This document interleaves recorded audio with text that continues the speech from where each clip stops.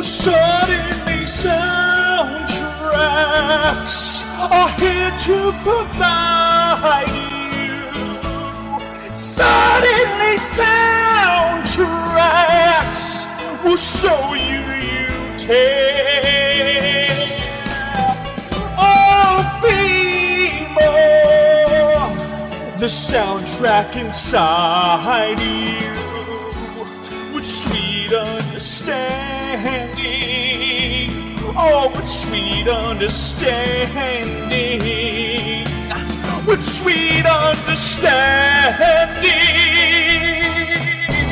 Soundtracks are your friend.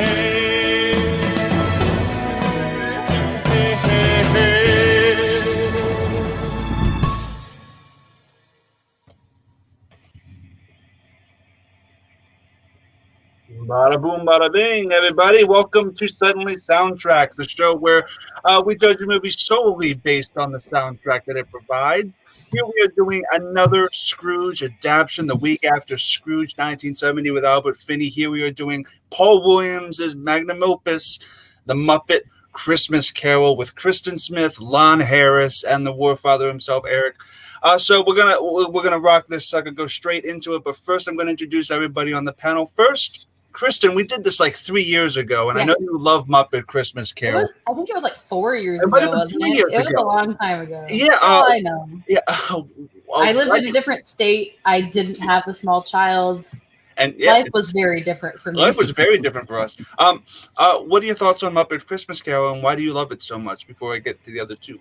Yeah, it's great. It's a huge part of my childhood, just the Muppets in general. 10%. Yeah, just the Muppets in general. I always really loved the Muppets. Mm-hmm. I remember we used to watch like the original Muppet movie like on repeat all the time just because we loved it so much. So, I mean, just in general, I love pretty much anything Muppets except for their most recent ventures. And I just think that this is one of the most fun and unique takes on the Christmas Carol story that's ever been made. So I appreciate it a lot. It makes me laugh. Whether or not it made my 2-year-old laugh, you'll have to wait for the end of the episode for the car rating. That's awesome. That's awesome. Yeah. Yeah. So we have two guests here on the channel. First time guests on the PJ Campbell Network, Lon Harris and Eric W. Barnes. But I'm going to go to you, Lon. You know Lon from the Schmodown, Lon, also from Screen Junkies fame and all of that stuff. Lon, why do you love Muppet Christmas Carol so much? I know you love. When I asked you if you wanted to be on the show, this is one of the ones you listed. What are your thoughts on Muppet? Always loved the Muppets growing up. This one was like, I was already older. This was like mid-90s, I want to say. So I was already like in high school or maybe even college for this one. But yeah, I grew up with the Muppets. Great Muppet Caper, one of my favorite movies as a kid. I was right there for it. And I think what I love about this so much is that it's a real adaptation of A Christmas Carol. It's not just a silly Muppet riff on it. It's like, you get a full Christmas Carol adaptation, and then there's like a layer of Muppet jokes, like kind of on top. But they don't neglect the core story of Scrooge. Michael Caine is amazing. I'm sure we'll talk more about it. And so, I think that's what I like so much. They really do serve both purposes in this. It's not just silly Muppet, like a sketch riff on the story. It really is the story. Yeah, 110%, Lon. I agree with that full-heartedly. And Eric, I know you've been hyped about this. You love this movie so much. What is your attachment to Muppet Christmas Carol? I know when I gave you a list and wanted to see if you want to be on, this was one of the ones that popped out to you. What are your thoughts on it? Yeah. Muppet Christmas Carol is my favorite adaptation of A Christmas Carol, which is one of my favorite stories. I hate Charles Dickens. Can't stand him. Can't read him. Don't like him. Love A Christmas Carol though. Somehow, against all logic. And to Yes and Lon's point, the great thing, and I love the Muppets. Wholly wanted to be a puppeteer growing up and all that type of stuff. But to Lon's point, this adaptation, it has the Muppet songs and it has the little jokes and that type of thing, but they played it straight. This is one of Michael Caine's best on-screen performances, in my opinion, because he treated it seriously and he acted with earnestness.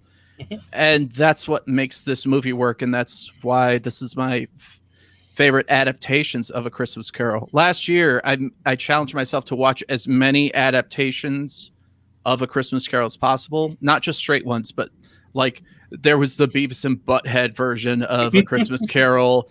There's various sitcoms that have their versions of A Christmas Carol. Roddy Piper getting visited by the 3 Christmas ghosts and all that type of thing. And out of all the adaptations, joking or otherwise, this one is the one that sticks to me. And I remember seeing this when I was just a wee young lad filled with Christmas dreams and such. And I've grown up to become apparently one of the characters in this movie. I wonder who. No lies detected. No lies detected whatsoever. So before we get into this, guys, if you haven't seen Suddenly Soundtracks before, it's pretty simple.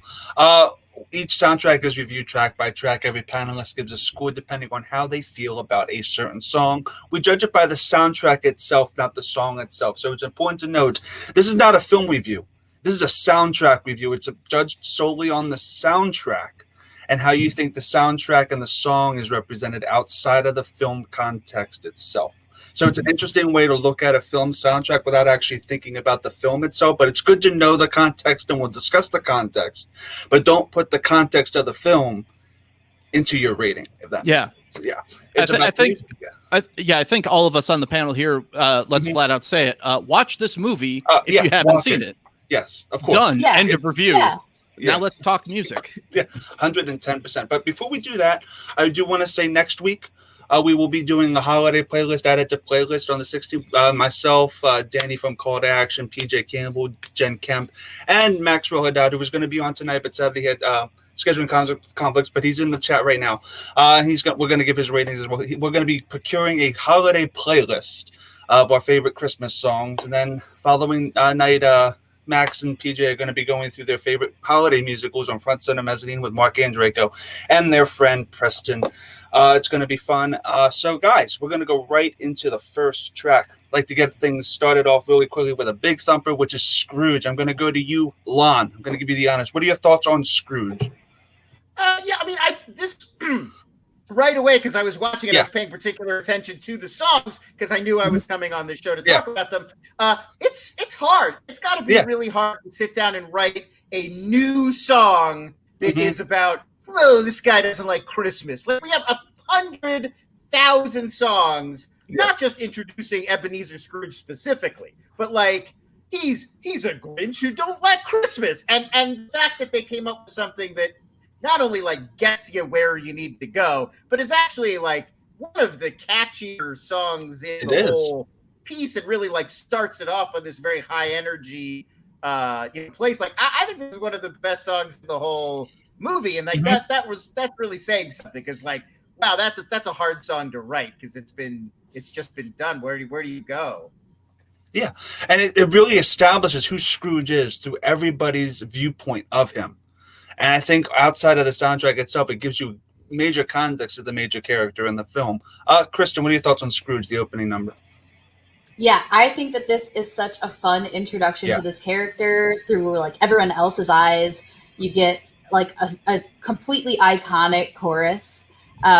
Because literally to this day, whenever I think of Scrooge just as a character, I always think of that chorus. Like, here comes Mr. Humbug. Like, that's like all I think about, which is maybe very telling about my inner workings of my brain.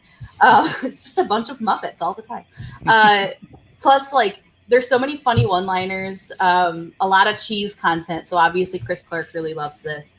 And then you get like so many of the individual Muppets like get their own time to shine, which I love, because this isn't just a Kermit movie. This isn't like a Gonzo movie, although he's very much in it. He's very prominent with Rizzo. Yeah. Very prominent in it. You get a lot of different Muppets to come out and have their piece to say, and it's fun seeing all the different characters, because the Muppets are so fun in the way that they can create new characters that are just so off the wall. So I love this. I think it uses the Muppet brand of humor like perfectly. It's a great way to start out this type of movie. 110%. Like, go for it.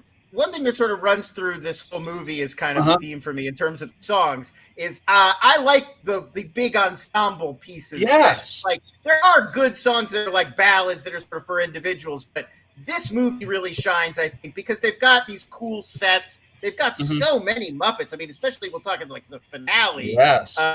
They really are able to do these like huge crowd scenes, and like that's when I think it's at the highest energy and when it's the most fun is when you're kind of like taking in like Muppet London in that sort of vast way.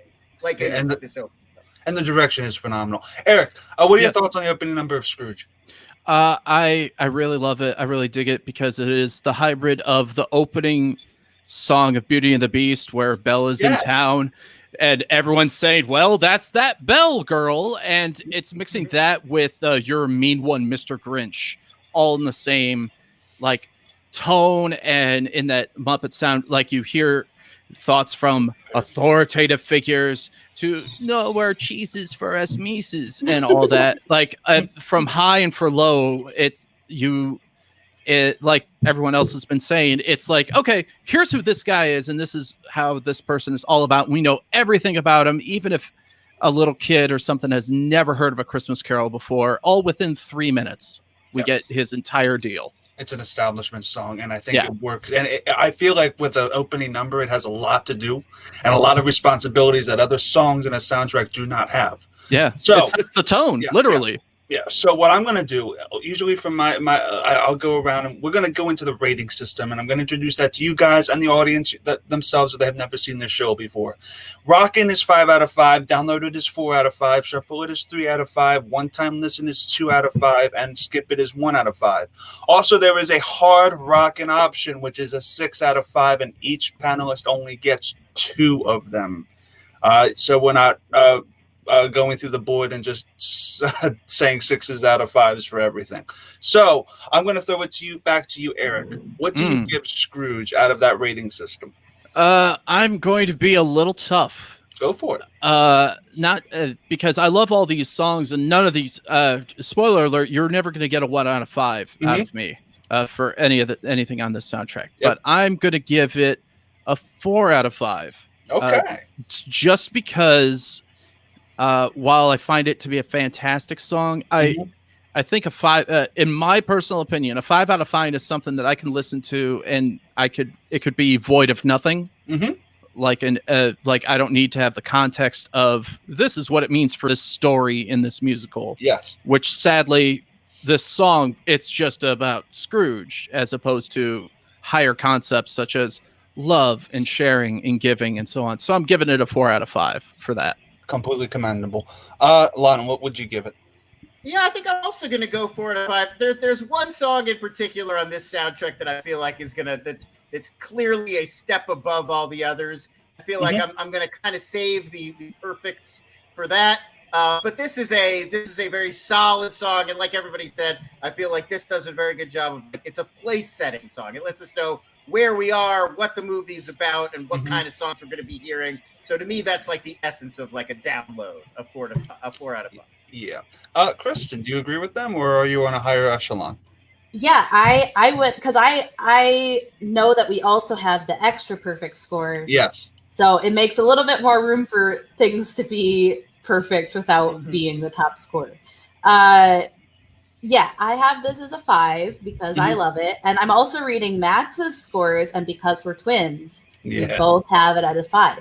Now, is that his actual score, or did I change it for the bit? You'll never know. You'll never know. That's why I gave Kristen your scores, Max, so she could read them. It's great. You'll never know. It's her responsibility. It's good. For me, I actually agree with Lon and Eric on the sense that I think as a song, it's a download it. But my fair rule for this show usually is if the opening number accurately depicts and gives you a good sense of what this story is going to be about, and it has so much going for it in terms of what it needs to do and so many responsibilities, I would give it a 5 out of 5 just because I think it serves that purpose. It really does. So for me, it would be 5 out of 5 rockin'. All right, guys. Mm-hmm. So I'm going to go to the next track, and Eric, I'm going to go to you, and it's going to be the one that was cut. It's the Bunsen and Beeper song of all things, "Room in Your Heart." What are your thoughts on it? Here's the thing. We're going both extremes, everybody. We just started with one in which we're all lauded. This song was cut for a reason. It's not a bad song. I had no idea that there were songs cut from this movie until you presented the soundtrack to us. And I went back and I went on YouTube and I listened to it, and it's catchy, and I can understand what the creative team was going for, because creatively speaking, saying, oh, we're going to give, Bunsen can do the heavy lifting, but just imagine how much fun it'll be to hear Beaker sing. And then in execution, they're like, oh, this is fun for 3 seconds, not for 3 minutes. Yeah, we should probably, but we can let this go. And it's a lot. There are a lot of other songs later in the soundtrack that touch upon the same themes that are much better. And while it's not a skip it for me, because I do find it amusing that they had the guts to just say, hey, let's give Beaker be a part of a duet. That's for that type of bravery alone, it gets me a 2 out of 5. Yeah, I'm actually in agreement with you. The 2 out of 5 sticks with me as well. Although it's a fun song, I wish we saw it. I wish we saw it in context. At least I wish we had a clip of like what obviously it happened during the beginning when he's with Bunsen and Beaker, and it was probably something that was staged in the office when they were there. It's a really weird choice to do a song for that moment in Christmas Carol. Just generally, it's kind of it's a moment that people do in all the adaptations. Like just show he's not charitable, he's miserly or whatever. But that moment, it's a weird choice, especially for the second song in a musical. It reminds me of The Simpsons when they do A Streetcar Named Marge, and there's the solo song by the Paperboy being played by Apu. It's like giving the Paperboy a song. Yeah, so it's like, oh, okay. That was your choice. Yeah. Someone looked and they're like, these characters are underwritten. They're the Rosencrantz and Guildenstern of A Christmas Carol. Well, especially because his nephew then comes by, and that seems like a much more obvious character to get a song. Give the nephew a song. But then the nephew is human. We don't need more human songs in the Muppet movie. Lock, Stock, and Two Smoking Barrels guy gets no song, but Beaker give him a song. So, Alon, I'm going to go to you. What do you actually give Room in Your Heart before I go to Kristen? I think you guys are right on the money. I think it's a 2 out of 5 song. There's the raw materials of a good song there. Although I think it's a weird choice to make it Bunsen and Beaker. I think it's a weird choice to pick those characters, the guys raising money for charity. And I think a third weird choice, it's a weird choice to not make this song a comic relief song. Like you would think you're going to give Bunsen and Beaker early on when you're trying to build up the energy. This is a perfect opportunity for a Muppety, funny kind of number. And instead we get another It's Christmas, open your heart, love for your fellow man. And you got to have those numbers in A Christmas Carol. I'm not saying don't have them, but we've got a bunch of those already. This seems like a missed opportunity to mix it up. Yeah, especially since Bunsen and Beaker, traditionally speaking, for the Muppet Show, weren't necessarily the earnest, emotional characters. Right. And their trademark is things go wrong. Nothing goes haywire, which you would think that's why you're going to use Bunsen and Beaker. We use Statler and Waldorf as the Marleys, and they're playing into who we expect Statler and Waldorf to be. They're insulting him. They're making jokes.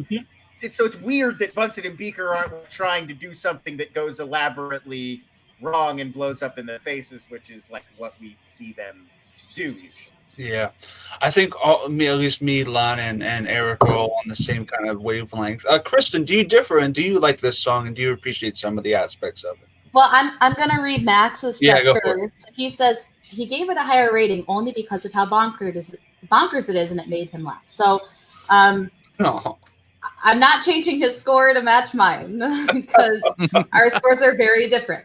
So this song is a cut song, and it's cut for a reason. The Beaker parts are hilarious. like just him high-pitched screeching throughout the whole song is it made me laugh a lot, but I don't want to re-listen to it. So yeah, I think that's kind of where it is. Like, it's cute, but I'm not going to go search it out. Like, listen to it one time. It's worth that for the laughter that you'll get from Beaker just screeching in the background of the song. I think if we had seen this play out in the movie, I think it would have been funnier. Like, I feel like they would have had like Bunsen being in the front, being like the straight man, and then Beaker would have been in the background, just like flailing around and stuff. Like, I think it could have been funny.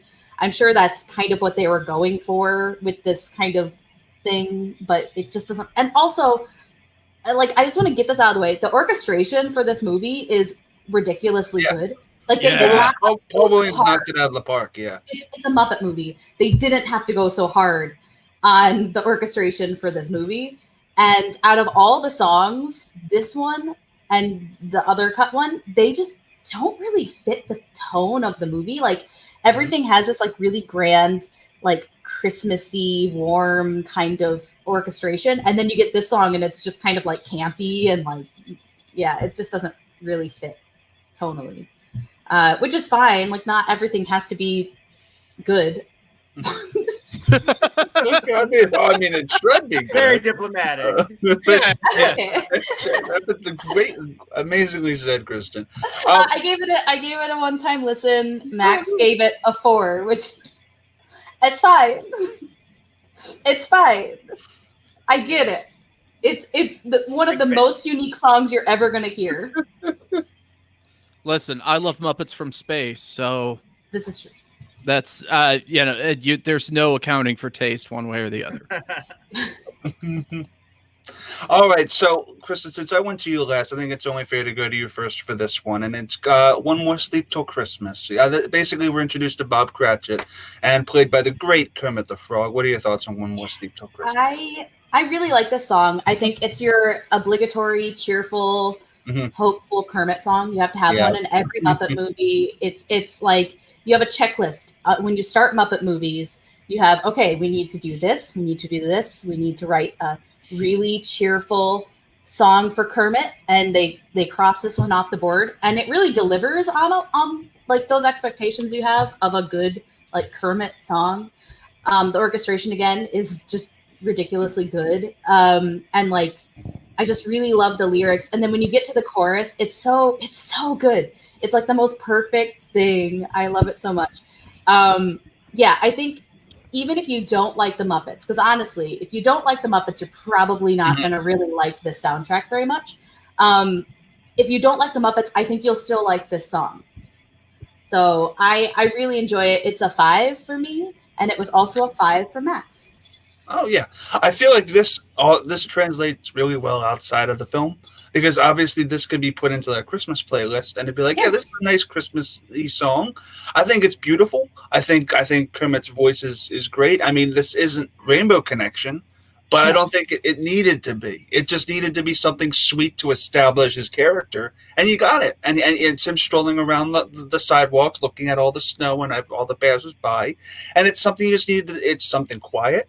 It's something necessary for the soundtrack. It does its job. It doesn't go above and beyond that, though, for me. I would say it's a solid download, 4 out of 5. It's a great little ditty. I wouldn't consider it perfect, but I think it's something that really establishes who this important character is, and what you need in the soundtrack is something that matches that. And it doesn't need to be exceptional. It just needs to do its job, and it does it in spades. Lon, what are your thoughts on One More Sleep Till Christmas? Yeah, I had a similar thought. It does feel maybe the most out of everything on the soundtrack. It feels the most like you could take it out of the context of this movie and just play it as like, here's a Christmas Eve song about Christmas Eve. And it feels like it could just be a standard Christmas Carol. And I agree, it's a good Kermit song. It feels like it establishes who Kermit is as Bob Cratchit and kind of gets us into that sort of mode. But it's not one of the standouts to me from the whole film. So I would also say 4 out of 5. Cool. Eric, do you agree with us, or do you think it's above that or below that? I'm more with Kristen on this one. I give it a 5 out of 5. Oh, and cool. Okay. For the, I agree with the reasons that it's not as big of a song, but to Lon's point, you can lift this out of this movie and just insert it into Christmas song mix 7 or whatever, and you wouldn't miss a beat off it. I think that it's while you say it does its job and all that, and it does. I personally think that there are a lot of big, huge, boisterous Christmas songs, and there isn't one that's like, oh, this is nice. And this is one of the few Christmas songs in which it's like, isn't Christmas just nice? It's as opposed to just a big celebration, whatever. This is just feels like the calm little afterglow, like a warm cup of cocoa in the belly. So 5 out of 5 for me. Yeah, and also in the actual film itself, it is the second song on the soundtrack. So it does give you that kind of cleanse after Scrooge, which is, I think, what Paul Williams is going for Cutting Room in Your Heart. Yeah. It is. So it is also. This is the sequence in the movie where they first show off. Like every Muppet movie, they have like one effect. Like here's the thing we figured out how to get the Muppets to do in this movie that you've never seen before. Because like in Muppet movie, Kermit rides a bicycle, and everyone's like, how does he do it? Yeah. So in this one, it's full body shots of a Muppet walking. That like Fozzie will just he does like that little like tap dance. Yeah, well, thing. they do. He's got the one where he's got Robin as Tiny Tim, and they're doing the Christmas Scat. We'll get to that. But this is the first scene where I think you see it in the movie. It's just like Kermit ambling himself around town on his own little froggy legs. Yeah. And so that's an image that always stuck with me about this movie is like, we're not used to seeing them just walk around full body. You know, it's always like you're navel up with a Muppet. You know, that's what we're used to. Yeah. And if you see their legs at Don't all, want they're to see below the dangling. belt. Yeah. They're always the legs are just dangling there off the wall or wherever they're sitting. It's a cute little number. We're going to go right there. I'm going to go to you, Eric, since I went to you last. All right. Marley and Marley. This is a very different interpretation of Jacob Marley. He's now twin brothers in this version. Yes. What are your thoughts? This is a bop. What are your thoughts? I am biased as hell. I love Statler and Waldorf. I have in my home on my wall, I have a little toy balcony with 2 Statler and Waldorf action figures just hanging above my TV.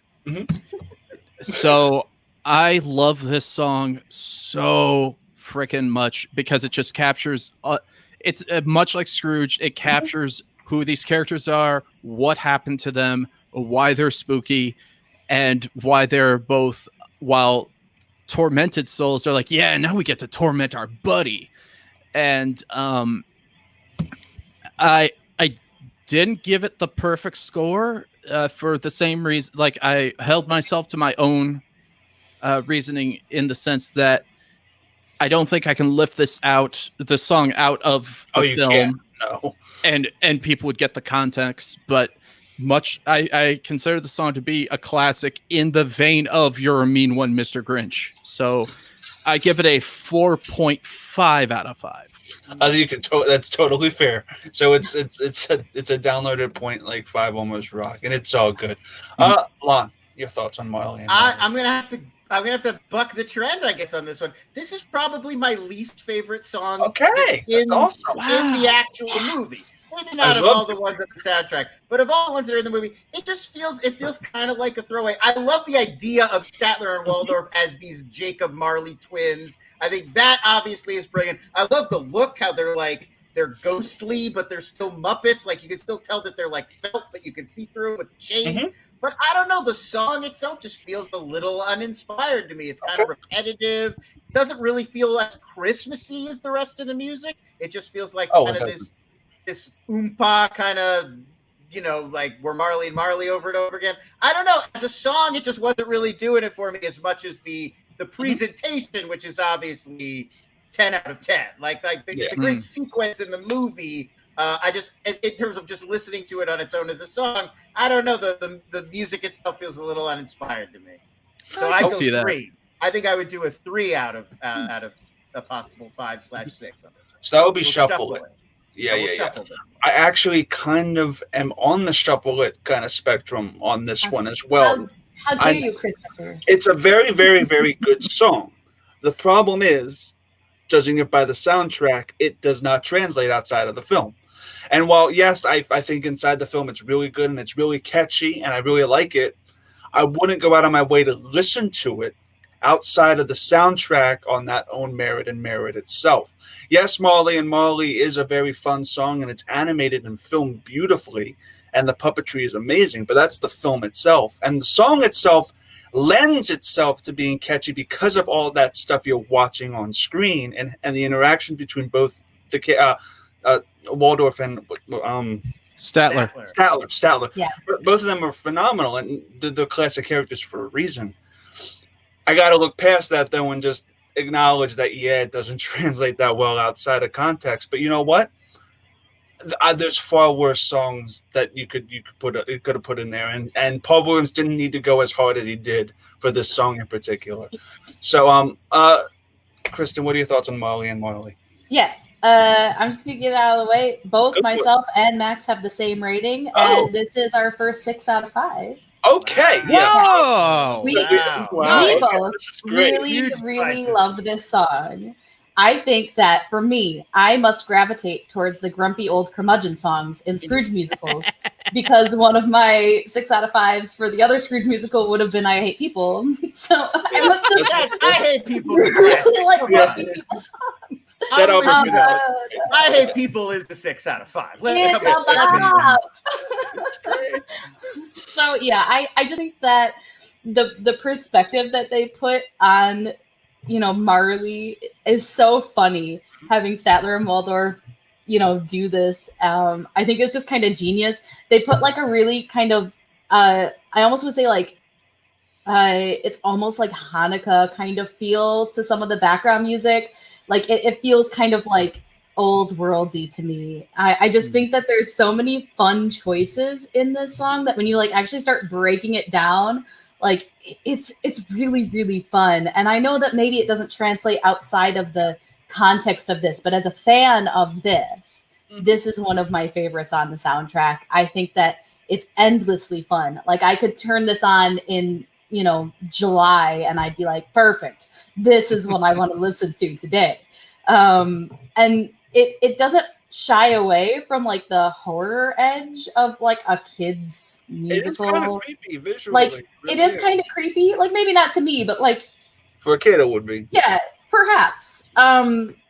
It does a great job. I'm sorry, I interrupted. Oh, we're good. Oh, go for it. No, it does a great job of both enhancing the horror ethereal aspect of it, but also not take a little bit of lightness and a little bit of bite out, so it doesn't outright frighten and scare and terrify the little kids in the sense of like, oh, they're asshole ghosts as opposed to they're spooky ghosts. Yeah, and he had like the little like ball and chain Muppets that come up and like sing with them. It's honestly, this song always puts like a smile on my face, which is so funny because it's definitely not like a happy song, but it always makes me laugh. It always makes me smile. It is literally, it's just one of my favorites. Yeah, the theme, the thing I love about the scene and of the song itself is traditionally with the Jacob Marley, it's be careful or you're going to be in hell like me. Yeah. Whereas in this, it's more like, you better be careful or you're going to hang out with us. You know? I do love how different everybody's rating was for this one. It was really great. A 6 out of 5. We had 2 shufflets and we had 1 skip. It was great. I mean, 1 shuffle. It's just it's ridiculous. I love the differing opinions. We're gonna go into something that I think is utter shit, which is a chairman of the board. Lon, I don't know if you agree with that sentiment. What are your thoughts on the Sam the Eagle song? I don't know. Well, so it's a strange choice right off the bat. Yeah, it's very more than any other song we're going to discuss on this entire episode. It is not Christmassy. Like there is nothing remotely holiday themed about this song.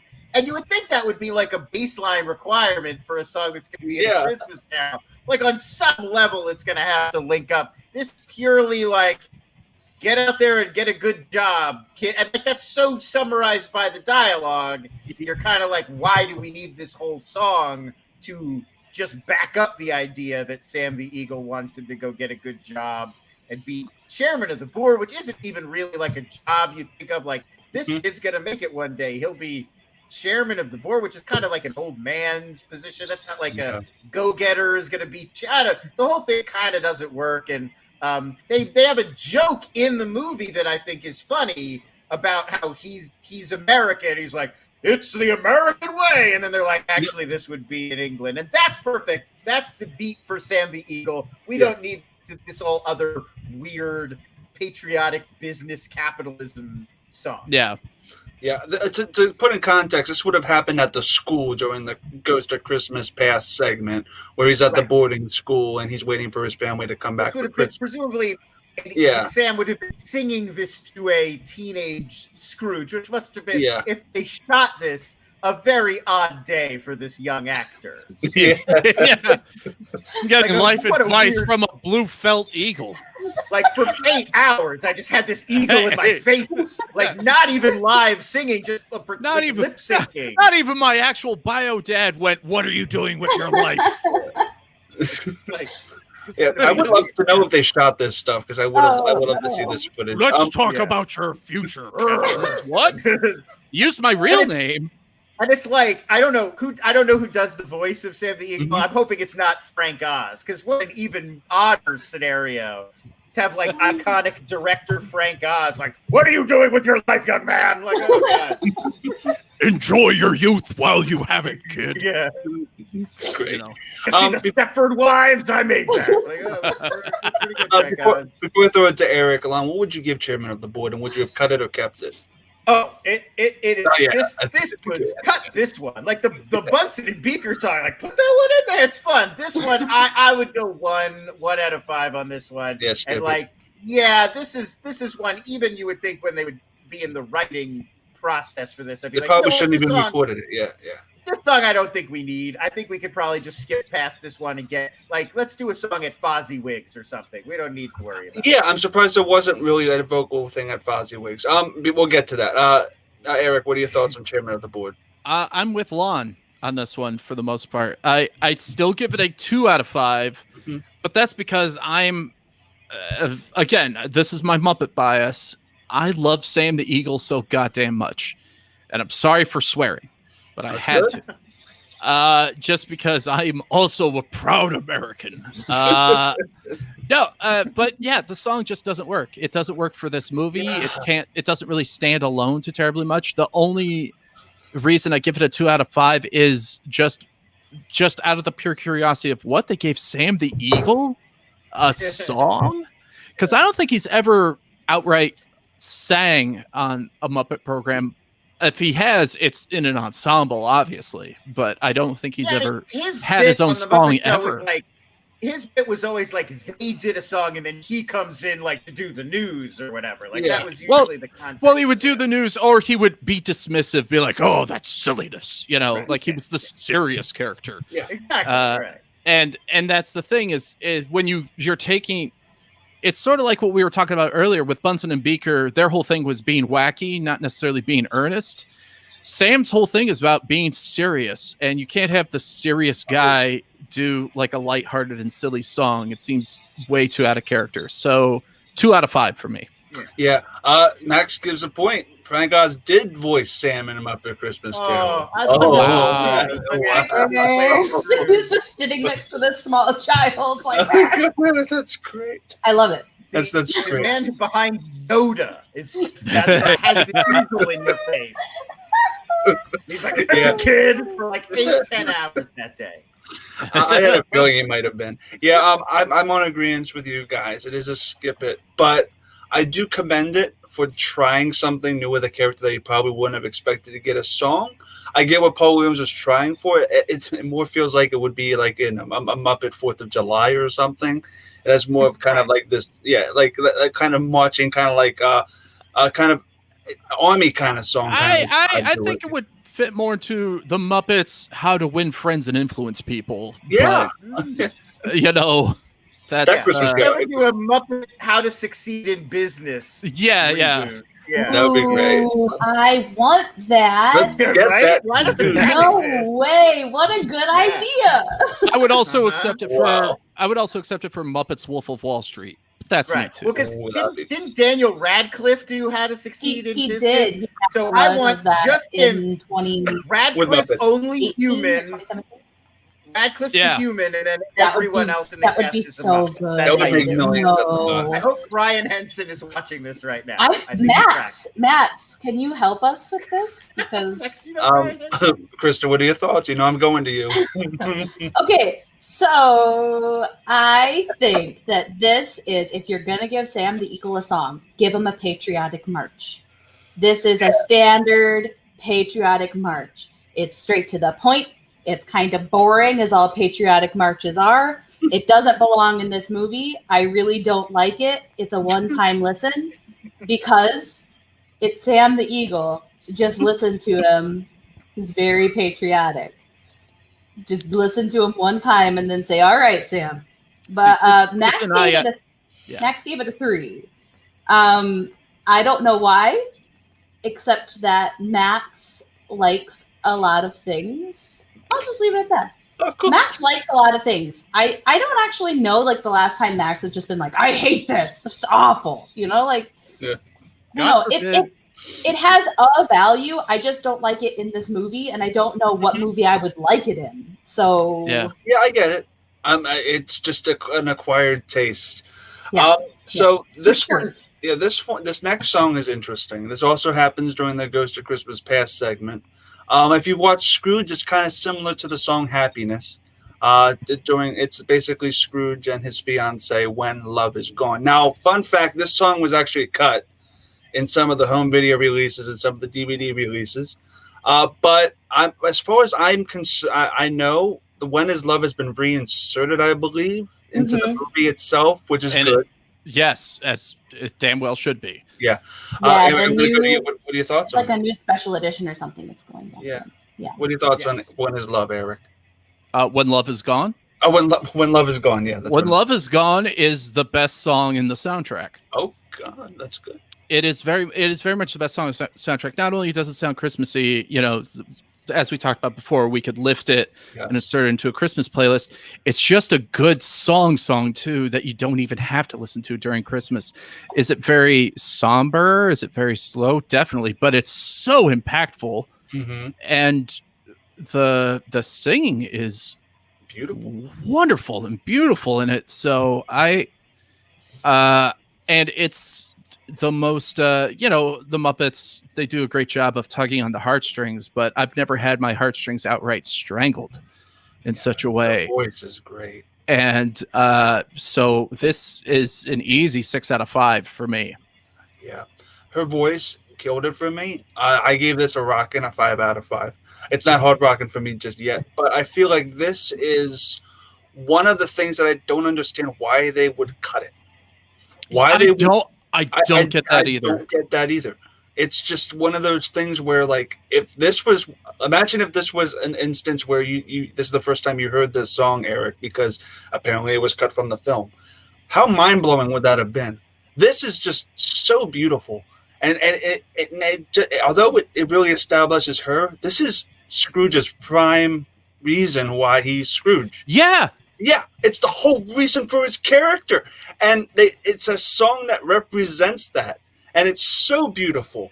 Lon, I don't know if you agree with this about anything was said, but yeah, what are your thoughts on When Love Is Gone? And do you think I totally agree. I completely agree. I think it's baffling to cut this because just like I was saying at the top, this is a real adaptation of A Christmas Carol. This isn't just the best of. This isn't just an overview. They're really doing the story. And if you're going to tell Scrooge's story, this is the pivotal moment. This is the moment when he lost his love for humanity, his love for life. He became closed off. He became Scrooge. So yeah, I think it's crazy to cut this song, and I think it really works. It's very impactful. It's very well written. It's beautifully performed. It's a great sequence in the movie. I think it's clearly a 5 out of 5. I think it's one of the best moments in the movie. I get, like, people are putting it, like PJ in the chat room, that it's a slow song. It's a ballad. It's sort of like we were saying, the songs that maybe work the best in this movie are the big, fast-paced ensemble, Muppet-friendly kind of pieces. Having said that, I do think there's room for multiple different speeds and beats, even in a movie for families. And I don't think this would have been super boring for kids. I think you sort of have to have a beat like this in your Scrooge movie. I think, this is a 5 out of 5. Yeah, I guess they went the error of their ways and reinserted it, but yeah. Eric, you looked like you were about to say something. Oh, I was just gonna just yes and Lon's point of you kind of. I think it's important for children, children's entertainment to have slow moments and mature moments, because those things are real and those are things that they eventually experience or have already experienced in real life. So if anything, it's normalizing heartbreak, it's normalizing regret, and these bigger feelings that they have. So I think it's very important to have a song like that inside of a children's film that, obviously you can't bog down the movie by having multiple versions of this song. But since we have so many other bright and happy songs about important things like love and giving and all that, it's important to have little reflective pieces just to show off, well, this is what not great feelings are, which is what makes these great feelings even greater when they happen. Yeah. And what's even more baffling is that they made a cover of this version for the credits that was still in the edit when they cut this version. It's just, we'll get to the last one, but we'll get to that when we get to that. We'll get to that. Yeah, we've already seen Martina McBride. I'll spoiler alert, I think this version's better than Martina McBride. Easily. Yeah. Okay. Awesome. We'll get to that. That's not a hot take. It's not a hot take at all. Yeah. Well, Kristen, this version by Belle. What are your thoughts on When Love Is Gone? And Yeah, I love this, and I really struggled with my 6s for this specific episode, and I think that I didn't give it to this one just because I haven't had as much time with it, because it's not in the original movie, and so I didn't grow up listening to it, right? So it's not ingrained in me like some of these other ones are, but it is one of the best songs for sure on the soundtrack. It's a really good listen. It's super emotional. It really pays attention to the lyrics to kind of get that heartbreaking sadness of some of what the holidays are for a lot of people, right? You miss what you've given away, you miss things that have passed. And so that's kind of where I really enjoy this song, is that it really hits that part of the holidays, the bittersweetness of this time of year. And this is Meredith Braun. I meant to look up what else she had done, but she has such a great lyrical soprano tone that when she gets to those high notes, it's sweet and just really like cloying almost, but in a really good way. And then she dips down into the lower register and gets those minor chords, and it's just really heart-wrenching when she does that. And technically the actual the actual singing technique in this song is ridiculously hard for a Muppet movie. She goes on a down octave jump, which an octave jump in general is not easy for everyone. Dropping an octave down is really hard. And then she does these half steps up in minor keys, and that's also really difficult. This is a hard song to sing. This is a Muppet movie. This is a really technically difficult song. I had to listen to it multiple times to get that down octave jump right and everything. This is really impressive. I wish that I had more time with this song, because I think easily this could be my favorite on the soundtrack if I had been able to really listen to it more.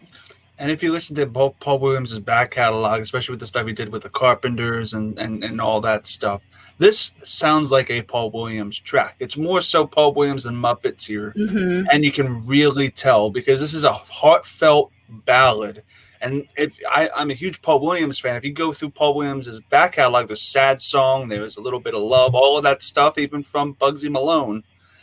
You can hear that this really was him being let's make something a little more complex, and he did it in spades. Kristen, I went to you the last 2 times, so I'm going to go to you first for a big bundle of joy, which is It Feels Like Christmas. What are your thoughts on the Ghost of Christmas Presents? Bombastic. I mean, he's sitting underneath me, so I can't be mean. That's good. No, so do you want me to leave the room? No. No. So Max on the last song gave 4, by the way, and I had a 5. Oh yeah. I forgot the last one. So this one, Max and I are again the same rating. So I absolutely love this song. I think out of all the versions, like musical versions of this story, I think that this song for like the Ghost of Christmas Present segment hits so well. Like this is my favorite version of this part of the story in a musical version. I think it's so like it's just Christmas. Like it's like you're just listening to just like Christmas. It's so good. They really hit it with like the really big like horn pieces and stuff, which is like super integral to pretty much traditional Christmas music in general. Yeah, it's just really good. And like the guy, I don't know who does the voice for the Ghost of Christmas Present, but like he's got such a great like booming kind of like Santa voice, right? Like if you think Santa's gonna be singing in a musical, I feel like this is the one that you think the guy you should go to. Yeah, it's kind of perfect. I absolutely love this song. Max and I both gave it our other 6. Yeah, and when he turns into the white bearded Santa version of himself when he grows old and dies, it's so sad. It's so sad. It's so sad, but he looks like fucking Santa Claus. It's great. Lon, I'm gonna go to the Ghost of Christmas Present last. Lon, what are your thoughts on It Feels Like Christmas? This to me is my favorite song on the soundtrack. Like this is the song I think of when I think of Muppet Christmas Carol, and this is the sequence that comes to mind. Jerry Nelson is the puppeteer, the guy doing the singing on this one, who is one of the great, like he's one of the best singers in the sort of Muppet ensemble, and it really comes through here. And like I said, I think to me the definitive moments of this movie are when it's the whole Muppet town of Muppet London is performing and joining together, and that's what you really get in this sequence is the movement and all of the ensembles are working as a unit to create this, like real sense of the whole place coming alive with the Christmas spirit. I love this sequence, and this is a really catchy song, even if you're not watching Muppet Christmas Carol. I think I'm going to go with my 6 out of 5 of the show on it. Yeah, I'm giving it a 6 out of 5 as well. This is 3 6s so far. 6, 6, 6. Let's not be the devil. Max also gave it a 6. Just in case. So over 4 6s. It's great. This is such a great feeling song. It literally is something that translates not just into the soundtrack, but this is a bop at a Christmas party. It is just, it's the singing of a street corner choir. It's just the music, the levity, and just the happiness and joy it exudes is just something that can't be matched. Eric, what are your thoughts on It Feels Like Christmas? Well, here's the thing. I just changed scores. Oh, gas. Okay. I really like this song a lot, much like all of you did. I didn't think it was as good as you guys thought it was, but you kind of convinced me, actually. So it's no, but like everyone said, it is a very bouncy. It's very Christmassy. It's can stand on its own, and it's upon looking over the rest of the choices, it's one of the only 2 songs that is called back.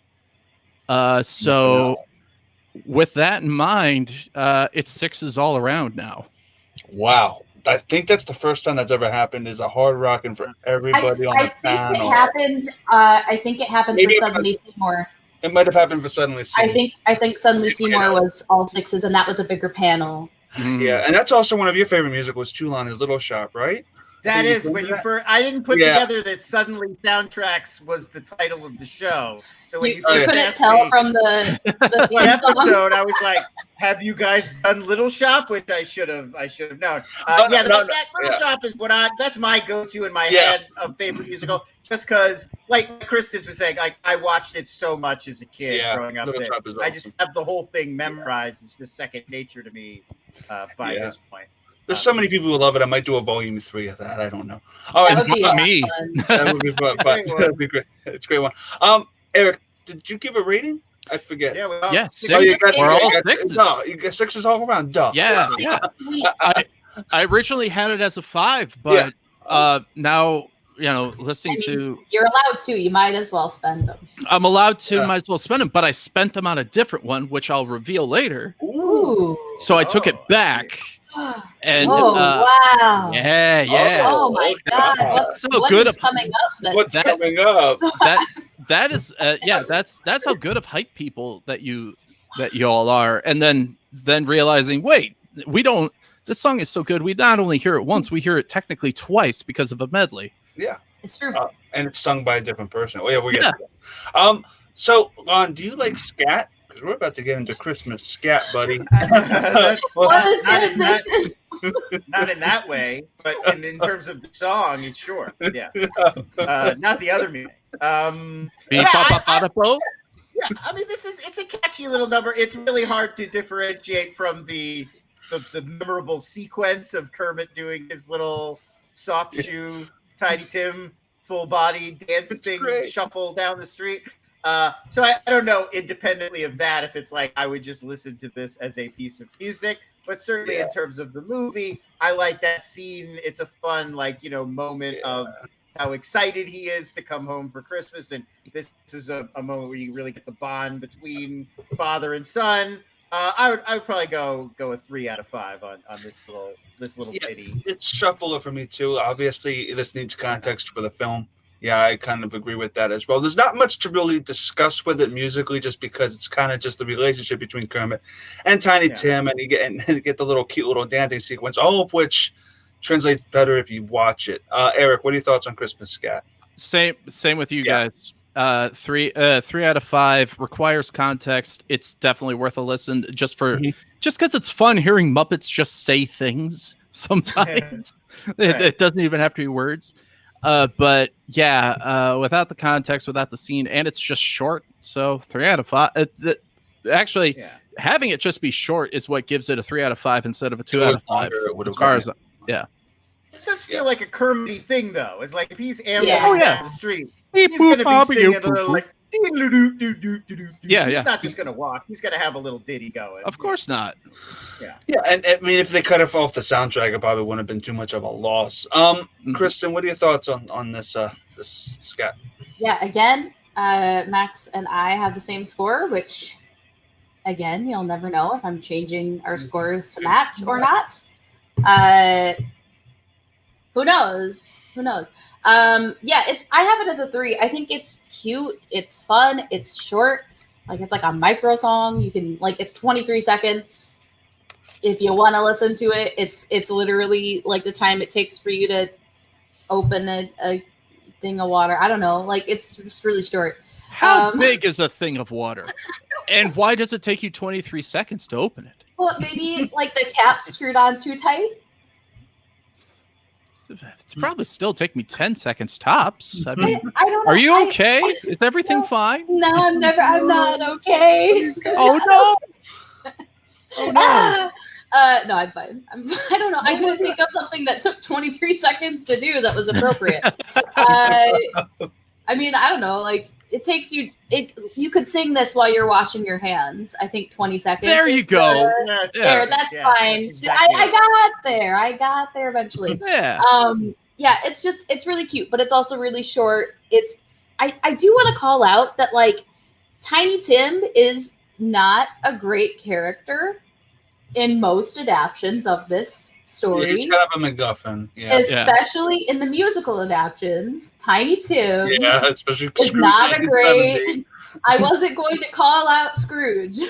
But, You did it for me.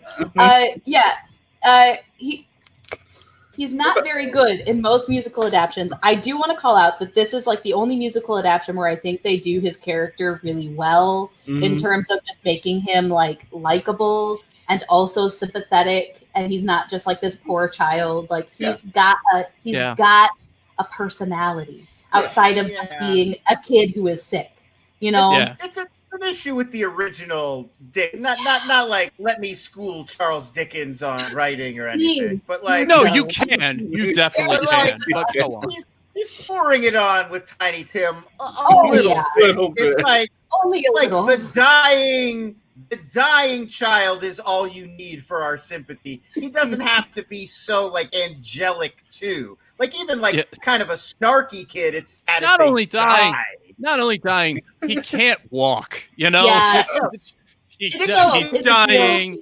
Can't walk. Yeah, right. Like I know it was a different time, but Dickens seems to feel like I got to go way over the top to make you feel bad for this dying boy. Like just being like, oh, this boy's gonna die, and audience was gonna be like, yeah, but I mean, fuck him anyway. Oh, father. And Dickens is like, no. He's also very sweet and kind, and also can't walk. Yeah. Oh, father, you can have my gruel.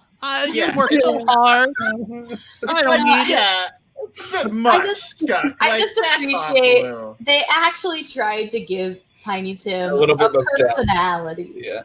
They gave a little zhuzh, you know? Mother, you can have my shirt. Make socks for my baby brother. Yeah, you know. It's also they gave the role of Tiny Tim to Robin, the Muppet with no personality. So that's true. Listen, you're not wrong. Listen, he's like the only Muppet who doesn't have his own like thing. He's just young. He doesn't have it worked in this perspective because he vibed off of Kermit. Yeah, it's like he doesn't throw fish or love chicken or tell jokes or play piano. He's doing nothing. You see, I just now want a sketch of Charles Dickens really hard selling Tiny Tim. Just be like, gotta be. And he donated his liver to his grandfather. I feel like a publisher was like, I still don't feel bad for this little punk. Let him die. It's like, all right. And he has a dog shelter, and so I think it gave a bunch of Jews from the Nazis. He took a bullet for the Queen. You know. Poor Tiny Tim. Yeah. Oh no. Yeah, we're gonna go right into his song now, which is "Bless Us All." I'm gonna give Eric you the honors. What are your thoughts on Tiny Tim's little ditty "Bless Us All"? It tried. It tried. It really tried. It tried. I think that there are much better songs that offer similar sentiment. I think it's sort of like what Lon was saying. It's from the Muppet that has the least personality. It's happy. Yeah. And that said, it's still very well composed and but just not as memorable. I give it a 2.5 out of 5. Yeah, it's really not. I would give it a one-time listen. It's not memorable. That's the problem. Yeah. The melody's great. I mean, Paul Williams did what he could with this, but at the end of the day, it's hard to give Tiny Tim a song and make it not seem a little sappy, and it is kind of. And it really just kind of tries to manipulate your emotions in a way that I wasn't really keen with. I don't know if that makes sense. But. No, it makes total sense. This is the only song, in my opinion, that comes off as saccharine. Okay, yeah. That's a good word. Yeah. Lon, do you agree? Yeah, I agree. I think that, my biggest issue with this is that the very next song we're about to discuss is basically about the same thing, but a lot better. So that kind of when you're holding them all up next to each other, it's like, well, how is this differentiated aside from like this just being kind of the more flat, drab version of that? I do think a lot of the problem is Tiny Tim is the least interesting character in this story, and Robin is the least interesting Muppet, maybe of all time. There's also they did that. A quick digression. They also did, I believe it's a TV special, The Frog Prince. With Robin, where he's the lead character, and it's like the princess has to kiss the frog, and it's like I get that makes sense because he's the young frog Muppet, but like they gave a whole television special to the one Muppet who doesn't have a bit at all. This is a weird choice. Yeah. Maybe this is the song where it should have been overselling Tiny Tim, like I saved my sister from drowning, or. That would have been hilarious. Yeah, right. Like that feels more like a Muppety approach to this moment instead of just going straight for the like as much sentiment as you could possibly pack on, which is true to the original Dickens, fair enough. but just it's I don't know. It's a little bit too much and too heavy-handed. I think I would go with 2. I would go with 2 on this beat. Yeah, if they went that route, Eric, that would have been hilarious. If they just went like so super savvy that they were parodying what Tiny Tim stood for. Yeah, because this is like, I don't think Tiny Tim is really that strong of a character in these stories. So and he just acts as a MacGuffin. Literally. Yeah. Literally. It's the crutch. Like in the future, that when Scrooge is with the Ghost of Christmas Yet to Come, you see the Cratchit house. You see just that crutch up against the fireplace, like he's gone. Then only this crutch remains. That's all you need. That's it. You don't need any more Tiny Tim. That's the only reason he's there. Far be it for me to give Charles Dickens notes, which I can have and will. If Scrooge was actually introduced to Tiny Tim prior to being visited by ghosts, like like Bob Cratchit had to drag him along at one point, and Scrooge was like, fuck you, you should be dead because of evolution. And then later on, he's like, oh, that would make more sense for the turn, as opposed to like, oh, I didn't know Bob. I knew Bob had a family. I didn't know he had a sick boy. And it's like, motherfucker, he has like 4 other kids too. Yeah, jerk. 2 pigs and another frog. Yeah. Also, an 800-page novel called Bleak House. Come on, Charles. Not even try. Entice me a little. Kristen, I go to you with this? A tale of 2 cities, more like a tale with too many words. What are your thoughts on Bless Us All, Kristen? My expectations were far from great. Okay, so I rated this with the fact that I have recently listened to Scrooge's soundtrack, the 1970 version, and have listened to Tiny Tim's song from that soundtrack, which is something that makes me want to put scissors in my ears. So this I gave a 3 because it doesn't want me, like, I don't want to destroy my eardrums. It's a huge improvement from other Tiny Tim songs. It's fine. And Max also gave it a 3. He also gave it a 3. Whoa. So we're doing good on the twin charting today. At least this one's like cute. You know, it's got all the Muppets being cute together.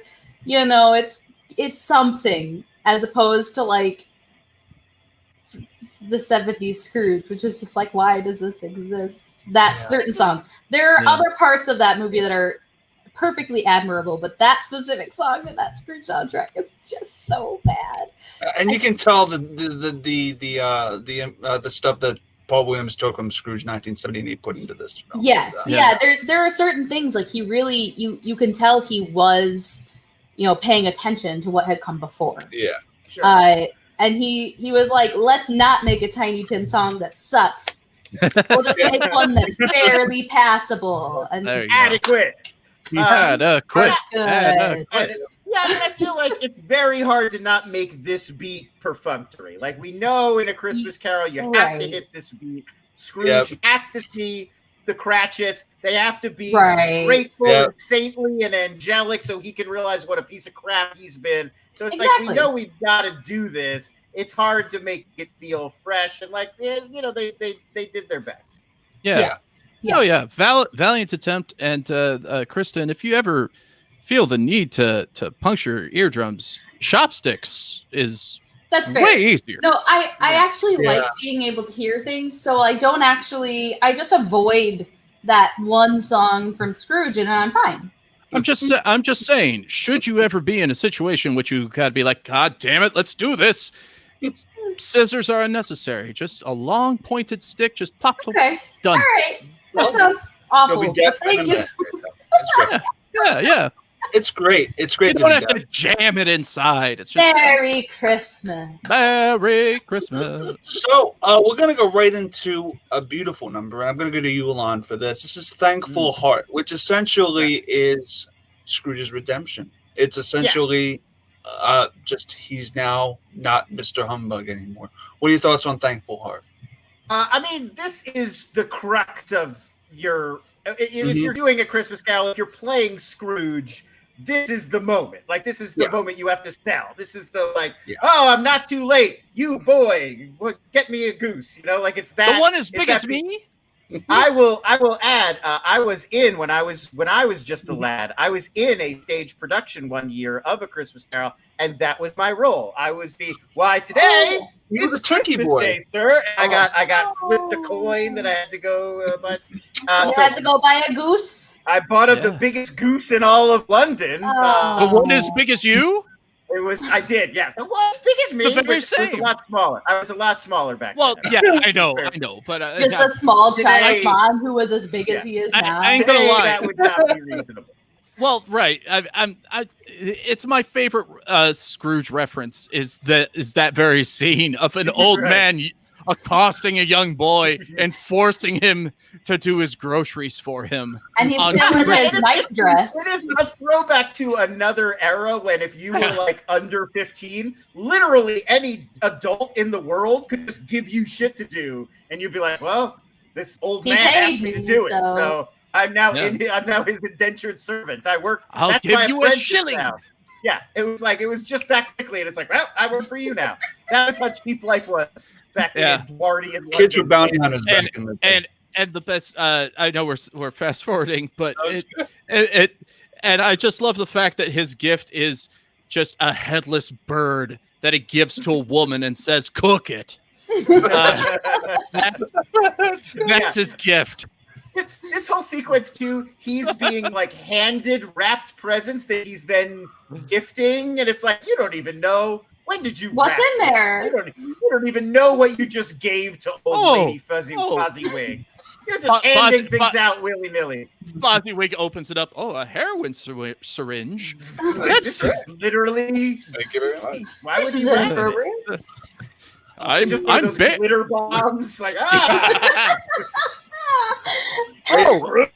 he didn't change it all. Oh, he gave me an adapter to what? I don't know, but hey, he was just running around. It goes in the box with all the other ones. Yeah, I think Ebenezer's gone a little sideways, folks. I mean, at this point, he's running around in his underwear, basically. In his nightgown, talking about ghosts. Yeah, he's Ebenezer Screwy, if you know what I mean. Alon, what are your thoughts on the song? Yeah, so a delightful number. Michael Caine really sells that. Not a singer by trade. You'd never know from watching this scene. Really gives it 110%. I love this sequence. I think it's super fun. One of the best parts of the movie. I would go a 5 out of 5 on Thankful Heart. I think Thankful Heart. I said Thankful Heart. I think Thankful Heart is a very, very It's very, very positive. It's very, very like. You need this redemption for Scrooge, and again, you nailed it. Michael Caine singing isn't the greatest, but he does emphasize the emotion and how, like, you can tell that he's now happy. He's now this changed human being. The only criticism for the film is that I wish we got a song of Michael Caine singing in the character of Scrooge, so that we could kind of get the. No, you don't think that would have been a good idea? No. All right. Well, what I like about this is because he hasn't had that. He hasn't wanted to sing before, you know. Like he's so quiet and curmudgeonly and angry as Scrooge that now finally he's got that. He's been filled with the Christmas spirit and wants to sing. So I do think it works. It works on that level. And it's like Caine not being a musical theater guy, a singer. I get that. Yeah, it's true. But yeah, this is a beautiful number. Eric, what are your thoughts on Thankful Heart? This was the song that I degraded from a 6 out of 5 to a 5 out of 5. Because I like everyone has said, Michael Caine, not a singer by trade, but I don't need that. I just need to hear the emotion of it. And most people that sing Christmas carols that you know and love aren't that great of singers either. So as long I found it rather refreshing to just hear all of these. Is everything okay? She's fine. Okay. Probably. All right. Oh, it's the. Turn that off. All good. She's fine. You just mute it, and it's like she's not crying at all. Oh, okay. No, I wanted to be. I wanted to be sure that everything was fine. I'm sorry. Yeah. Oh no, she probably had a nightmare, but she'll be okay. If she doesn't go back to sleep, I'll just go up and be mom and shit. Yeah. That's super cool. But yeah, I guess overall point I'm trying to get at is that the songs just remind me of just singing Christmas songs when I was a kid with the family, at the church, or part of the youth choir or whatever. And it's just fun and boisterous and captures the spirit of it all. So, and like all the others, like all the other higher ranked ones, you could lift it and put it into a Christmas mix and it can just fit in perfectly. So yeah, 5 out of 5 for me. Yeah, the change in Scrooge in this film it feels earned. And I think that's important for, especially a Christmas Carol, is to make it feel earned. Because honestly, he's probably the most despicable version of Scrooge on film because he's mean to all these cuddly, kind-looking characters on screen. And that really goes a long way to make you despicable. And this really earns the fact that now he's changed. Kristen, what are your thoughts on Thankful Heart? If you're good. I'll just say this and then I'll go up and check on it. So Max and I gave it the same score. We gave it a 4. And I think the reason I gave it a 4 is just because I kind of do wish that they had got. So the reason I don't think Michael Caine should have had a song before this was because he's not he doesn't sing the song. I get it. Your guys' argument kind of made me realize, maybe that wasn't the right decision. Yeah, he just spoken words the song, which there's no problem with it. In this song, I think it kind of works really well. And I'm just gonna say that I'm an awful hypocrite, and that's fine because literally what I complain about Albert Finney is I like it fine for this. Michael Caine is pretty much doing what Albert Finney did in his version of this story, and I really don't like it in that version. But in this version, I'm like, yes, Michael Caine does a great job. Right? Yeah. It's. I think for some reason in this version of the song, it works really well. And you really don't need him to be a great singer, but if you had someone who was a really good singer, I feel like this finale could have been just even bigger, it could have just been really more powerful. But that's the only reason I gave it a 4 instead of a 5. I really do like it a lot, and I think that it's a lot of fun, and the turn is so good, and yeah, it's really, really good. But yeah, I have an argument for why it's good that Michael Caine isn't amazing at singing this. The character of Scrooge being nice and kind and good is very new to him. So him being instantly good at singing, especially joyful singing, would probably be out of character for Scrooge. That's fair. That's good. So it is a musical, so yeah. You never know. And I guess, and I feel like even though the music is non-diegetic, I feel like in a Muppet movie, it kind of happens in continuity. And I feel like all that singing is something that literally happens in the film, and it's not something that it's something that really he needs to. He sees these people singing. He knows they're singing, and I feel like it probably would have been out of character for him to sing as well as he did when he knows and that personality. That's 110% correct, Eric. Eric, I'm going to go to you. I'm obviously going to go to Kristen last when she gets back here, but the finale. We're going to go to the finale, Eric. What are your thoughts on the finale and the reprises and all that? It's just it reprises Thankful Heart and It Feels Like Christmas. Yeah. When love is found and It Feels Like Christmas. They sucked the landing. That's that. I mean, it's a good hybrid mix and evolution of the previous two songs, and gives it's a nice little encore performance mixed in with the evolution and finality of all the characters and what they've experienced and what they are experiencing again. So 5 out of 5. It's uplifting. It really heightens the key. And also, Michael Caine sings "It Feels Like Christmas" completely solo. You get the Ghost of Christmas Past at the end, ho ho hoing, but it's really Michael Caine selling this entire finale. Lon. Yeah, I think one thing that like it's a problem with a lot of A Christmas Carol adaptations is where do you go? Mm-hmm. Like once you get that beat of Scrooge is happy now, he gets it, he figured it out, he buys the goose, he's giving out presents, and he's part of it. I mean, we really don't have a lot of other characters. The main other characters that we've established, they're the ghosts. They're gone forever. We don't have a lot of London locals that we've already established that we can bring back. So it's sort of like where to go. And I think Muppets have the perfect solution, which is it's just fun for us to see a ton of Muppets show up. Like that can be their big ending. Like if you're doing a human version of A Christmas Carol, well, just seeing a big crowd show up and sing is not exciting for us. But a street filled with different Muppets, each moving independently and clearly being operated by visually stimulating, is visually incredible to look at. Like it's technically amazing. And I think that they use that to their benefit here to create the bigness of the spectacle of this scene. Mm-hmm.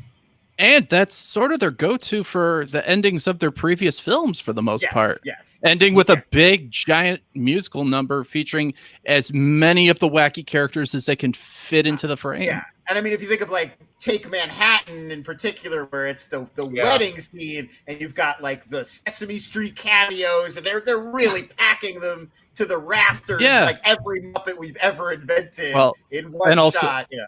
Yeah, and in the original Muppet movie, life is a movie. Of course, because they know that like even if you don't have any idea how they're actually making these movies, your eyes can just tell visually when there's like 100 Muppets in a shot that like, wow, that must have been hard to do. That's a lot of people standing. That's a lot of aching shoulders. Yeah, going like this.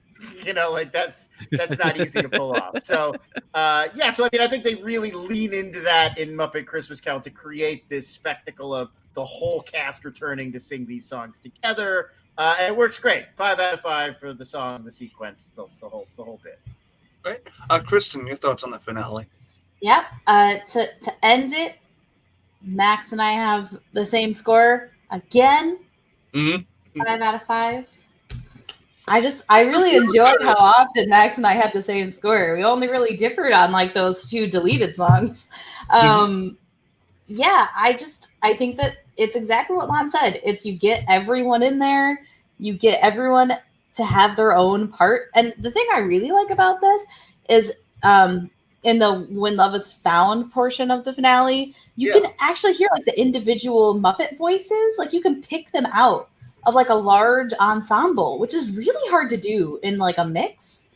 You can be like, oh, there's Kermit's voice and there's Piggy's voice. And like, that's really hard to do in a vocal mix for singing. So I don't know how they did that so effectively, but it's really, really good. Like the mix of it. So I appreciate it for that. And then they transition into It Feels Like Christmas, and it's really cool because they add a choral part in there, and it's just different enough that it's still perfect. So it's just really good. I don't really care when It Feels Like Christmas comes on. I'm just gonna listen to it. Also, Sprocket, the dog from Fraggle Rock, cameos in this. That's sequence. right. Oh my god! Which as a kid I always thought was really fun. Doc's sheepdog from the lab. I do want to say that in cuts of this film where Love Is Gone is cut, that reprise in the finale probably comes out of left field and doesn't have the impact that it should have. But I feel like though this finale, it really, really sticks the landing, and I feel like it's really strong. And being as it did have a lot of responsibilities, it is a rocking. But since I didn't use my hard rocking, my second one, I'm going to give it to this because look, as I said, it has so much responsibility to end this on a high note, and it does it in such a great way with so much energy and so much pizzazz that I don't regret. It's a rocking at heart, but I'm giving it a hard rocking because of the responsibilities it holds. So, guys, that's the soundtrack. We have one more version for the credits of When Love Is Gone. This is a choice. Lon, what are your thoughts on the credit version of When Love Is Gone? Listen, Martina McBride, great voice. Yeah. She's doing a good job. It's a good song. I'm with it.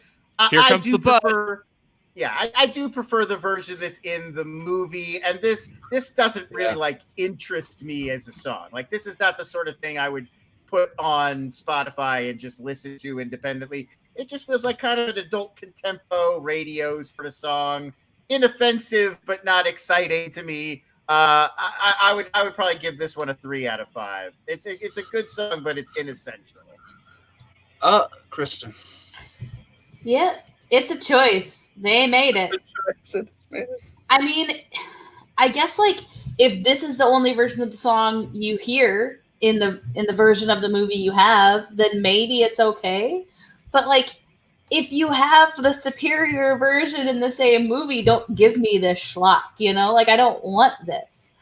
I'm really generally just not a big fan of let's remake this popular song with some popular artist at the end of this movie. I just think it dates itself. I don't know. I'm not a huge fan of it. I don't need to hear some pop person remake a song that was perfectly fine by probably a better singer in the movie itself, So I don't really like this. It's fine. If it comes on, I might listen to it, but I'm not going to seek it out. So that would be a 3. And I believe Max also gave it nothing. He didn't rank it. So I'm going to say he agrees with me and it's a 3. I will say, though, that this is no Elton John version of Can You Feel the Love Tonight? No. Yeah. No. There are times where the remix version is really great. Really great. And this isn't one of them.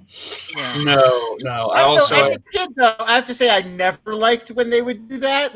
Even the ones that I can go back now and be like, okay, the Peebo Bryson, what a whole new world is pretty good. But as a kid, you would always be like, why wouldn't you just want to hear the version that Aladdin sings? Exactly. I'll be honest. I kind of wish they did this. If they did the credit version, I wish it was Paul Williams who performed it. That'd be cool. Yeah, because Paul would have been appropriate. Again, this does feel like a Paul song, and his voice it fits kind of that Muppet kind of aesthetic. Because again, he had that hit with Rainbow Connection that he recorded himself. So I don't know why they wouldn't just use him. That would have been great. Yeah. Paul is amazing, but he's really. He's really good. Yeah, and to the point, that's why I think Elton's version of "Can You Feel the Love Tonight" is so strong, because that's Elton's song. Again, if it's not a celebrity doing the song, it's Elton doing his song. Even though he is a celebrity, it's still the songwriter performing their song. So at least that would have given this some merit. That effect also just makes me feel like this is pointless. This is a one-time listen for me. It just doesn't have that kind. It either wants me to have it be Paul's song or have it be Belle's song. I don't need it to be somebody else's song in the soundtrack. It kind of sticks out like a sore thumb. Eric, your thoughts? I wholeheartedly agree. Yeah. I thought that I would have to fight because technically speaking, this is probably slicker, but musically speaking, but just something in her voice. I think you touched on something in that. It really sounded like instead of hearing Belle's voice, it sounds like a song of loss. Hearing Martina McBride's voice is, I'm supposed to sound like I'm sad. She didn't, as opposed to actually feeling it as she is singing it. So, it just kind of, if this is the only version that's out there, then you would. I probably would have thought differently, but it's not. So I'm a bit more generous in that in another parallel universe, this is the only version of this song. Mm-hmm. So with that in mind, I gave it a 3 out of 5. Yeah.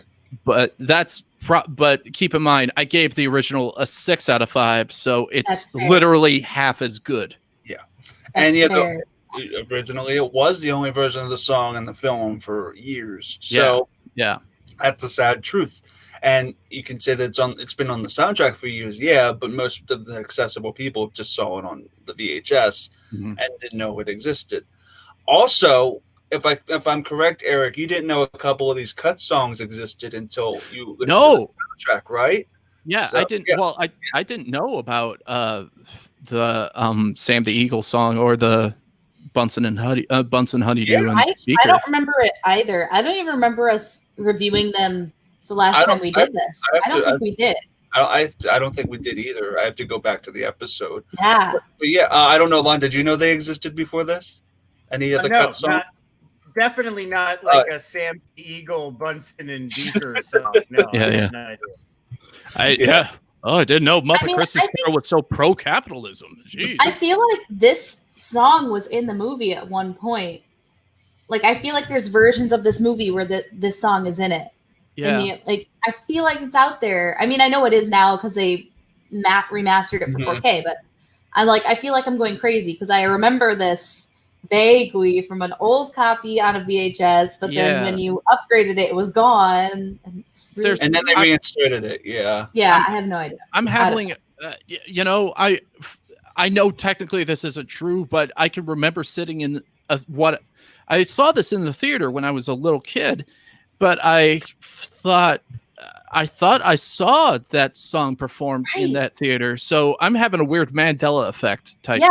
I'm also there. I'm like, I swear I've seen this. But it's reinserted now on Disney Plus. Well, on Disney Plus. Yeah, thank God. But for whatever reason, I'm just thinking in my previous rewatchings, I'm like, it might have been in the cut in theaters and they just took it out of the VHS. Yeah, maybe that was it. Maybe. Yeah, I don't know. You guys are crazy. Yeah, because I have copies of the film without it and with it on DVD. It's just a mess. But before we close it all out, guys, that's the soundtrack. I'm going to go to each of you. Kristen, what are your overall thoughts on A Muppet Christmas Carol, and what would you give it out of our ratings? I would give it. Overall, I would give it a 5 because I like it. I mean, I think if you tallied everything up and then came to an average, it would probably be closer to a 4. But I don't really care, so it's a 5. My overall feelings, I think that it's just a lot of fun. I think anytime you get the Muppets together and do a musical, you're just you're gonna have a lot of fun with it. So that's kind of where I'm at. I really enjoyed it. Kara's rating was we got 15 minutes in before she asked for Frozen. So that's a choice. She sat through the whole Mickey's Christmas Carol, and I thought, well, maybe she'll watch Muppets, but I don't think she's ready yet for Muppets. She liked the opening song. She laughed every time the mice were there talking about the cheese. She was like, funny mice. And then that song was over and she was just like, So in fairness, it's a big ask to have a 2-year-old care about an old man reflecting about his life. I said, she likes the Mickey's Christmas Carol. More like an 8 to 10. But in fairness, that's not an old man. That's an old duck. It is an old duck. And it's only, if I recall correctly, 25, 30 minutes long. It's very short. It's very short. Yeah. It doesn't take its time. No, it does not. No. Eric, what are your overall thoughts on Muppet Christmas Carol, and what do you give it out of the ratings? Like I said from the top, it's my favorite Christmas Carol adaptation. It's my favorite adaptation of my favorite Christmas story. So it's in spite of my hatred of Charles Dickens, and I will get vengeance upon him somehow. In terms of the film, it's the film itself. If you were to take my obvious bias away, which you can't, all of the songs that we kind of were like, yeah, not great, they're not in the movie. Or they're at the credits that you aren't going to watch. So that's true. 5 out of 5. Done. Yeah, none of my ratings went below. Really, the only stuff that did was stuff that was kind of non-sequential. And I think this is one of the most solid soundtracks, especially outside of context. It's a 5 out of 5 for me, too. The movie itself, I mean, outside of the soundtrack is a masterpiece. It's a really well-paced, well-executed adaptation of A Christmas Carol. I feel like maybe there could have been another song or two, especially during Fozziwig. I know we got the Dr. Teeth stuff, but I think Fozziwig could have had like a song in the vein of December the 25th from Scrooge 1970. The fact that Fozzie doesn't get a song, he doesn't get a song. It's really sad. I think the reason why is because you would have compared the Fozziwig stuff to the Ghost of It's Gonna Feel Like Christmas that the Ghost of Christmas Present would be, because both characters are large, boisterous, friendly fellows. And they didn't want those songs to compete against each other. That actually kind of makes sense. Yeah, that's true. Lon, what are your overall thoughts on Muppet Christmas Carol and your rating of the soundtrack itself? I mean, it's a great movie. It's one of my. I'm a big Muppet fan, and I think this is one of the best overall Muppet movies that they made. I probably would say this one and Great Muppet Caper are my two favorites. And also, like, I'm a big Gonzo fan, and I love Gonzo and Rizzo in this, and their sort of banter and back and forth. I think it's one of the funnier Muppet movies from that perspective. So yeah, I mean, I think it's great. I think it's technically really impressive. Like, one of the best movies is sort of showcasing how far they had come in terms of making these movies and these huge scale sort of productions. And yeah, I think the Michael Caine performance, probably the best human performance in any Muppet movie we've yet seen. Agreed. Because it's not usually, it's like a, you know, even when like Steve Martin's very funny in the Muppet movie, but it's clear he's like playing to the fact that he's in a scene with a puppet. Michael Caine takes it so seriously. Caine is like acting opposite Muppets like it's a person. Like, he's interacting, like there's no difference of how he would play that. He's doing like a West End stage play of A Christmas Carol, where he's 100% serious about the character work. Yeah. My one caveat, my one criticism about this movie, I think the Ghost of Christmas Past being like this weird doll girl angel thing is a little like undercooked. Like, I kind of don't get it. Like, is she a doll? Is she a little girl? What is the significance of this to Scrooge? And they did such a good job on the design and coming up with like Christmas Present, how he like ages his whole life in a day is perfect. That obviously they got a great look for the Ghost of Christmas Yet to Come with the, you know, the hooded Grim Reaper thing. The Christmas Past one, it feels like, I just don't know if they kind of had a full concept for what this is, and it just plays like weird and kind of creepy. That's like the least endearing character other than Robin. I always thought about the Ghost of Christmas Past, he's kind of non-sequential to anything. I thought the Ghost of Christmas Past was all like in this version was so scary looking. Yeah, just but not even really intentionally scary. Like, it's there to be gothic and scary, like Ghost of Christmas Future. Just in a weird way. It's just an oversized Jawa. Yeah, it's just really scary. I don't like it. This is always a thing that Christmas Carol adaptations struggle with. It's like, what should the Ghost of Christmas Past be? I was also reminded of the terrible Jim Carrey, Robert Zemeckis animated Christmas Carol. Where in that one, the Ghost of Christmas Past is like a flame. He's like a little fire guy that's also Jim Carrey, and it is the weirdest, worst decision in the world. And that's a little bit, I was like, well, at least this is better than like flame Jim Carrey Ghost of Christmas Past. But not enough better. Like, I would like to make a rule. And that rule is simply this. Until one day she will have to pass, as all earthlings must. But until then, in every single televised or film version of A Christmas Carol, the Ghost of Christmas Past should be portrayed by Betty White. Oh, there you go. I like that. I think we would have been good for this too. Scrooge, the Bill Murray version, I think probably the best Ghost of Christmas Past, where it's Buster Poindexter. You know, you're right. Oh yeah, well he's shooting everybody at the like get a guy from the New York Dolls, have him drive you around in an underworld taxi cab. Oh, okay. Yeah. Oh, Star Drew made a good point. Jiminy Cricket. And that's a good one. That's a good one. That is definitely that's perfect sense. I'm with perfect you there. Sense. Yeah. Yeah. I just feel like this was super solid, though, guys. Thank you guys so much for joining Suddenly Soundtracks tonight. I got to do some plugs before I throw it to them for sign-outs. Again, next week, we're going to be doing holiday playlist, added to your playlist on December 16th, followed by favorite holiday musicals with Fun Center Mezzanine.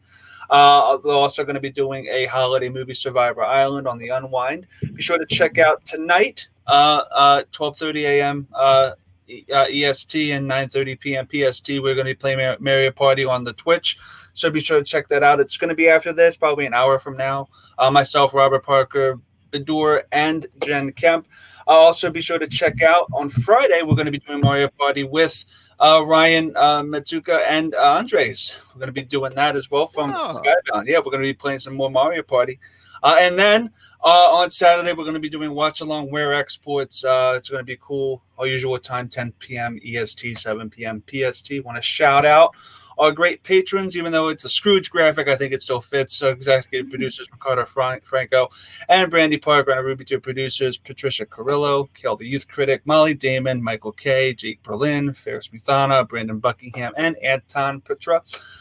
All right. So, Kristen, where can the good people find you online? You can find me here on the PJ Campbell Network. Keep an eye out for Box Christmas on Boxing Day, of course. And you can also find me at Smith_K10, the number, not the word, at Twitter, Instagram, and Stardust, even though I don't post anything on Stardust. Although I re-downloaded it to my phone and I can't turn off push notifications, so I'm going to delete it again. Oh, that's great. You have a lot of followers too, right? You have like 2,000? I have so many followers on Stardust. I don't know why. It's great. Lon, where can the good people find you, bud? Thanks so much. My pleasure. Thanks for having me. Find me on Twitter at LONS. That's the best place to find me. I also do a podcast about streaming TV shows and movies with my buddy Hal Rudnick. That is called Binge Boys, and you can find it on Spotify, Stitcher, iTunes. We're probably going to be on Stardust soon, maybe. I don't know. We'll try. Everywhere you can find podcasts. Awesome. Eric, thank you so much again for coming, Eric. Thank you so much for having me. This was a crap ton of fun. Thank you. Yeah, where can the good people find you? The good people, the bad people, and all the in-between people can find me on Twitter at Eric W. Barnes. In terms of plugs, I don't really have too many. If you want to listen to me talk about feelings and talk about pop culture, please follow my friend Marina Ryman at Heartfist Brain and subscribe to her Patreon. I am a co-host on a podcast of hers called Heavy Light, in which we talk about very difficult emotional things such as depression, heartbreak, and all that, and then follow up with something in our lives that brings us joy and happiness, like Deadpool or martial arts films or just tomato soup. Keep an eye, but follow me on Twitter and you get to figure out where I'm writing the next comedy article or doing things like this or some other fun nonsense, and listen to Binge Boys because Hal's a friend of mine too. So listen to both of those nice. We're going to figure out a crossover. We'll have an Eric Barnes. Boys. We'll figure something I wasn't fishing, but I like what I caught. Thank you. But listen to them. Listen, if for some reason you're listening to this and watching this because of me, all three of you subscribe to this Patreon too, and all that. So that's my long-winded plugs time. Thank you guys so much. You guys can follow me on Twitter and Instagram at ChrisClark8788. Those numbers mean nothing. From Kristen, from Lon, from Eric, and from myself, we say to you, keep rocking.